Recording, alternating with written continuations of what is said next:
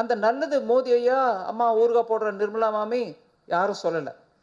சொல்லாம போனா கூட எனக்கு பரவாயில்ல. நாட்டுக்கோசம் நம்ம பண்றோம். எனக்கு நல்ல பேர் கிடைக்கணும்னு பண்ணல. சொல்லாட்டியும் இதுல புரிஞ்சுக்க வேண்டிய விஷயம் என்ன? மாநிலங்கள் எல்லா மாநிலங்களிலிருந்து வரக்கூடிய அந்தந்த நிதித்துறை அமைச்சர்கள் வந்து உட்கார்ந்து ஜிஎஸ்டி கவுன்சிலில் முடிவு எடுக்கிறாங்க. இத்தனை நாளாக பண்ண நல்லதும் அவங்களும் தான் இருந்தாங்க. இன்னைக்கு பண்ணுற நல்லதுலேயும் அவங்க தான் இருக்காங்க. அதனால தான் ஜிஎஸ்டி கவுன்சில் முடிவு எடுத்த பிறகு அன்னைக்கு ராத்திரி 11:30 மணி வரைக்கும் ப்ரெஸ் கான்ஃபரன்ஸில் சொன்னேன். முதல்ல எடுக்கும்போதே சொன்னேன், இந்த முடிவு மீடியா கேள்வி கேட்டபோது கூட கேட்டாங்க. அவர் ஆகஸ்ட் 15th பிரைம் மினிஸ்டர் சொல்லிட்டார் ரெட் ஃபோர்ட்லேருந்து, அதனால் நீங்கள் அவர் முடிவு எடுத்துக்கலாமா அப்படின்னு. ஆகஸ்ட் 15க்கு பிரதமர் ஐயா சொன்னார்.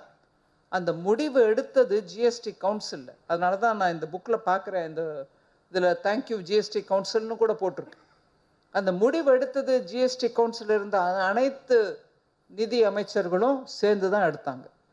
ஆனால் இது எதுக்கு நான் முக்கியமாக சொல்ல விரும்புகிறேன்னா, கெட்ட பேர் வரணும் போது இல்லை திட்டணும் போது பிரதமர் ஐயோவோ நிதி அமைச்சரோ மத்திய நிதி அமைச்சரையோ சொல்லிட்டே இருந்தவங்க இன்னைக்கு நல்ல இவ்வளோ பெரிய முடிவு எடுத்திருக்கோம், அதுலேயும் மாநிலங்களுக்கு பங்கு இருக்குன்றதை நானே எடுத்து சொல்ல விரும்புகிறேன். அதனால தான் ஜிஎஸ்டி கவுன்சில்லையும் நான் சொன்னேன்.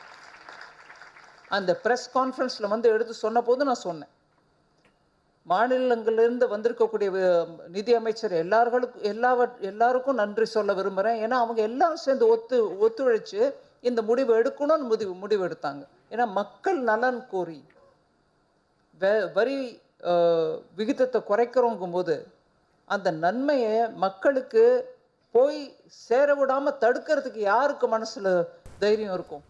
ஜிஎஸ்டி கவுன்சிலில் இதை பற்றி ரொம்ப சர்ச்சை ஆச்சா, டிஸ்கஷன் வந்ததா, டிபேட் ஆச்சான்னு என்ன மீடியா கேட்டே இருந்தாங்க அன்னைக்கு ராத்திரி.